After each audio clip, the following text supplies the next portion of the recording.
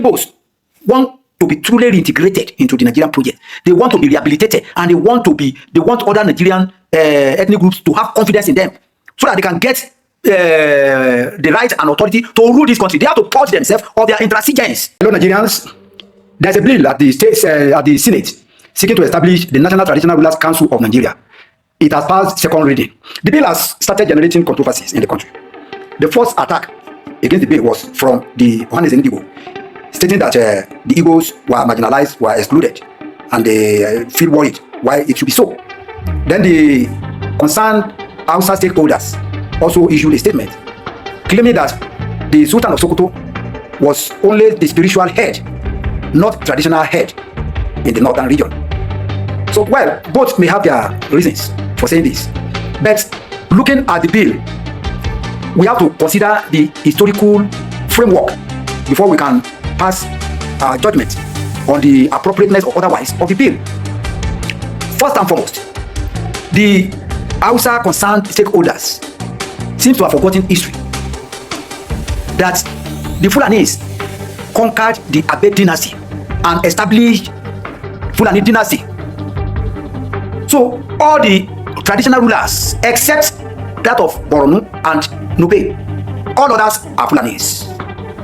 It is only the Shehu of Borno and Esunupe that are not Fulanis. Okay, the Igbo case, let us look at it from historical perspective.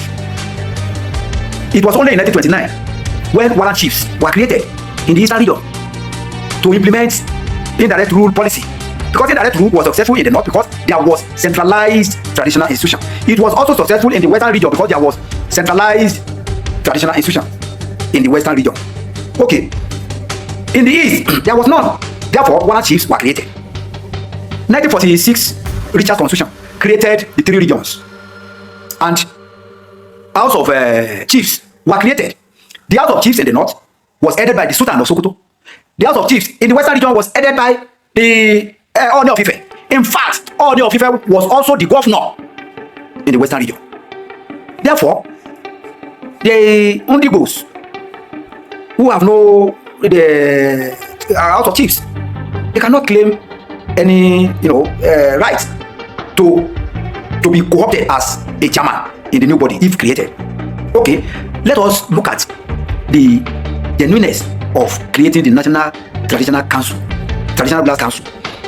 It is very, very good to create it if it is only to give the traditional rulers specific roles to play, especially on internal security.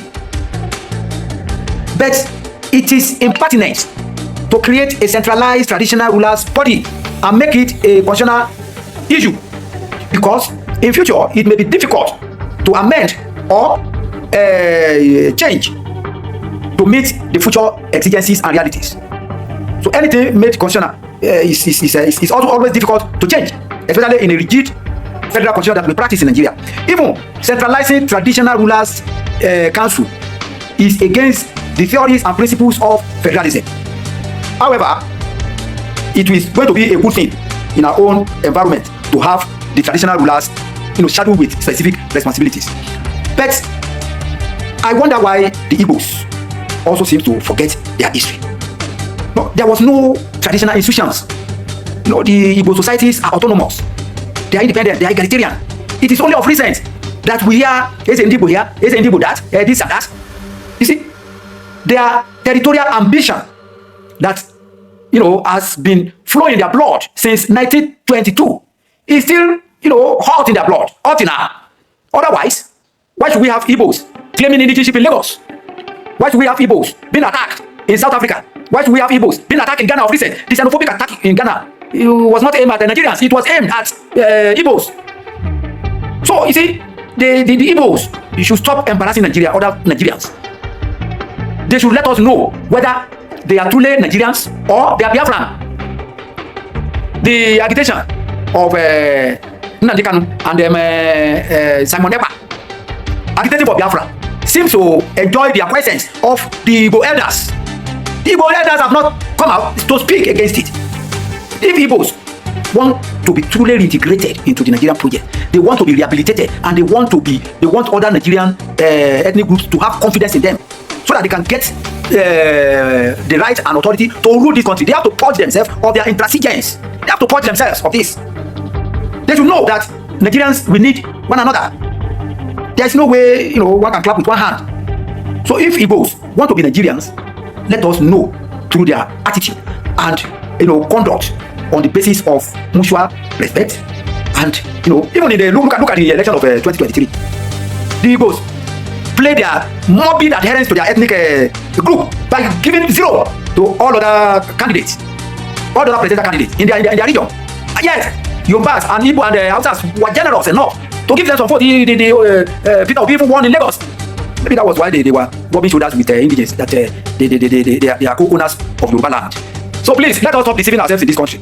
So Igbos should be advised to know how they pursue their interests within the confines of the law of the Federal Republic of Nigeria. Thank you very much. Pity them. So we will be pitying these people until they destroy our lives. Let Igbo people go away. We don't want them. Let Igbo people go away. We are not the one that caused them now. But I want them to go away. Yeah, let them go. But when you are saying they cannot go, they cannot go. What? Then it will look as if you don't know what you are saying. No, they want two things at once. They want to be president of Nigeria, which but can they be the president of Nigeria? Let's be sincere. Before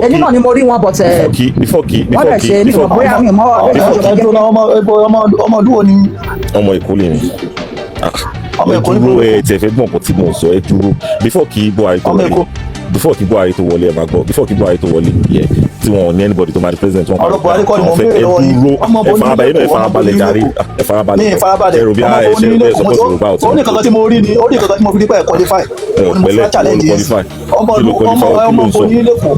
ẹ̀yin náà dá wọn lóhùn àwọn bá ẹbí wa yìí. mo ti dé láti 17 years so Ibo ni kò ṣe Yorùbá kò ṣe. Yorùbá bá wá ṣẹ́jú wọn á ṣe Ibo jẹ́ jù wọn. Yorùbá tún wí kíá. sọ bí tó ti wá ìwọ sọ bí tó ti wá. ṣe Ibo jẹ́ ọlájú wọn ni. Ibo kì í jẹ́ o.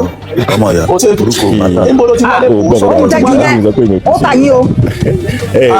mo ní mo ti check kata bá fi ń gẹ̀ẹ́tì wọn mo ti check. They were saying they were attacking the Igbos in Lagos. I'm a Yoruba boy. I live in Lagos. I came to Lagos in 1987 for the first time from upland, right? Between 1987 and now, I've understudied those people that own the economy of Lagos. And these are the people from Southeast. They own the economy. The backbone of any economy is the SME, small, medium enterprises. And the people from the Southeast own that. I can mention more than 10 multi-billion naira economy that are owned by these people. And Yoruba people owns nothing. All the lands they own, they are sold to these people of Southeast. Let me start a little bit, if you give me a little bit of time. Computer Village, Southeast. Okada and Keke Napep importation to Nigeria, Southeast. Medical equipment, Enwawa, Lagos Island, Southeast. Medications from India, drugs or medications or tablets or injection, whatever, drips, Enwawa, Lagos Island, Southeast. Fabrics, Balogun Market, Southeast. Spare parts importation, Ladipo Market, Southeast. Alaba International Market, Southeast. Electronics parts, Southeast. Nollywood movie industry at Alaba Market, Southeast. Trade fair, whatever they are doing, trade fair, Southeast. All chemists and supermarkets in Lagos State, Southeast. Let's now take it a little bit further. Majority of the banks, their executive, go and check their name, Southeast. What do you own? What did Yoruba owns in Lagos? Agbero. That is those people that stay in your junction and Kapasoke in the morning. Hey, Baba, Efunwalu. Me, I will come to Nigeria. I will be going to work. The following day, I arrive in Nigeria. Some boys in my junction, they will say, Baba, I give them 1,000. Tomorrow, they will see me going to work. They will still come, Baba. If you want to work, come, enter the car. Let's go to site. Work. You go work. You go collect 3,000 or 5,000 when you are going back home. Stop this Kapasoke, Baba, for me. Not every day I'll be giving you money. I will sit down and be drinking with my friend. You will be coming to me. No, you can't be doing that every day. Hold your peace, Nigerians. Why is the hate against Igbo nation? I really want to know. Why is the whole world hating on Igbos? The last time I checked, An Igbo man is not a terrorist. An Igbo man is not a kidnapper. An Igbo man is not an evil man. When an Igbo man come to your state or your village, that very man will make sure he live fine and the host community will live fine. But today, the whole world is hating on them, especially here in Nigeria. Today, Ghana has followed suit of what is going on in Nigeria, that Igbos should leave their land. What is your face? Now, this man is claiming to be the king of Igbo nation. He never said he want to be the king of Ghana. He said he want to be the king of his people living in Ghana. And Ghana people misconcept it, now calling for Igbo exit in Ghana. What is going on in Africa soil? An Igbo man is not a terrorist. But then I want to ask this question. As an Igbo man, do you like this? I want to know why the Igbos are hated. I don't know why people dislike the Igbos. I don't know why Nigerians hate the Igbos tribe. Okay, I'm not saying all Nigerians hate the Igbo tribe, but 90% of Nigerians, they don't like Igbos. Even the government, they don't like Igbos. Okay, nobody wants the Igbos to be in power. Okay, they don't want the Igbo to be in power. They don't want the Igbo to be in charge of the government. They don't want the Igbo to be in the government at all. But what I know about the Igbos, they are smart, they are brilliant. They are the most smartest tribe on earth. Okay, and then the second thing I know about Igbos, they are wealthy, they got money, they got bread, they are rich, sticking rich. But why are they being hated though? Why even in Ghana, Ghanaians don't like Igbos? I'm telling you, there's an issue going on right now in Ghana between the Igbos and Ghanaians.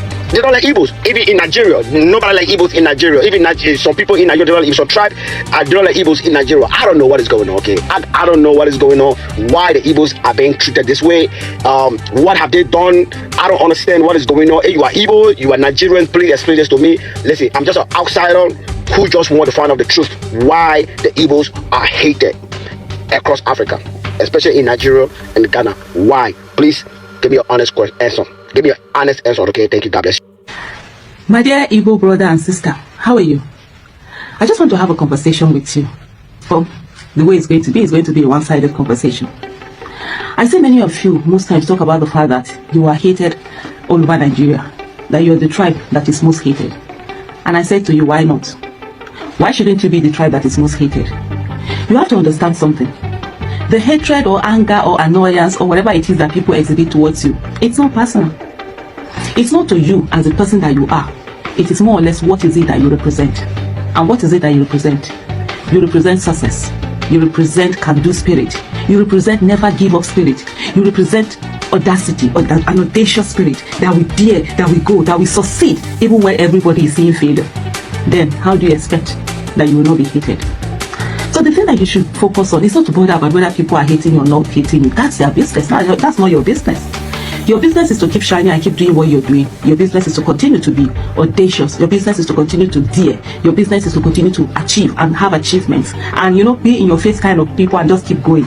Your business is to see where other people are seeing failure and you see success and you put in the work and you're not afraid to put in the work and you go in there and put in the work and you get your failure. Of course they will hate you.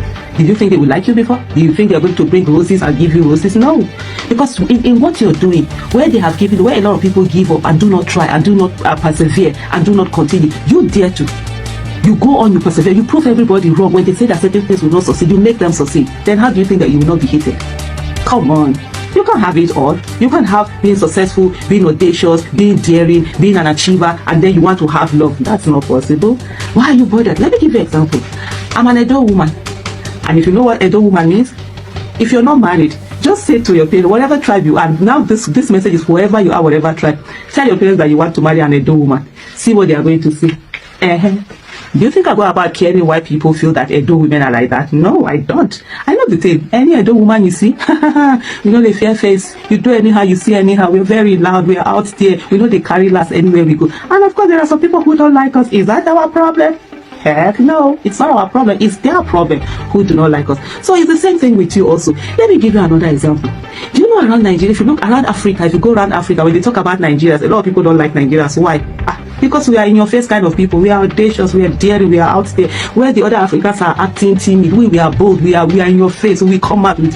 So of course they don't like us. Should we care that they don't like us? Nah. We're not going to limit ourselves because they don't like us. So that's the truth. That's the truth thing about life. The moment you succeed, the people will not like you. It's not really personal. One of the things that have come to associate with it is that it's not personal. It's what you represent. So because if you now turn to be like them and no longer be successful and no longer have that audacity and no longer dare and no longer go for things, set big goals and achieve them, they will not love you. Meanwhile, you won't have the other ones who love help. Who love help. So forget about those things. But one of the things I want to say to you, and which is the reason why I'm doing this, is to say to you that your greatest enemies are not even the people who are saying that they don't like you, or people who are showing you their hatred or any of those things. Your greatest enemies are the people, are your brothers and sisters, who tell you that you should not dare in your own country, who tell you that you should cower in your own country, who tell you that you should accept being in a third-class position or inferior citizens or second-class citizens. Those are your true enemies. You might have the same thing in common, but in truth, that mind is not there. And so these are the people that will talk to you and talk you down and tell you not to do certain things. Oh, be okay with second position, be okay with third position. Where did that come out from? Where is the Okonko spirit in you? Your child did not assign you to be a second-class citizen in any country. And neither would Nigeria be that country that you will be that second-class citizen. Let me tell you something. No Nigerian is more Nigerian than any Nigerian. And you have a right to this country. You have a right to vote and be voted for. You have a right to support a candidate. You have a right to have one of you be president. The same way every one of us have a right for any one of us to be president. So don't allow anybody to gaslight you. Don't allow anybody to tell you all sorts of things. Don't allow anybody to tell you that you should not dare. You should dare and you continue to dare. And you continue to win. What do you need love for? The most important thing is for you to love yourself. And that's all that matters. As an Edo woman, I don't care whether you like me or not. Sorry, I'm not responsible for that. I'm responsible for living the best of my life and enjoying myself and doing me. As long as I'm not disrespecting you, you shouldn't disrespect me. And that's it. If you don't like me, who like Ebb? If you don't love me, who love Ebb? Let me live my own best version. Most importantly, I will say to you, do not allow yourself to be disrespected in this country. Do not allow yourself to be marginalized. Stand your ground. And whoever it is that doesn't like you or they say you're too loud, they should wear earplugs.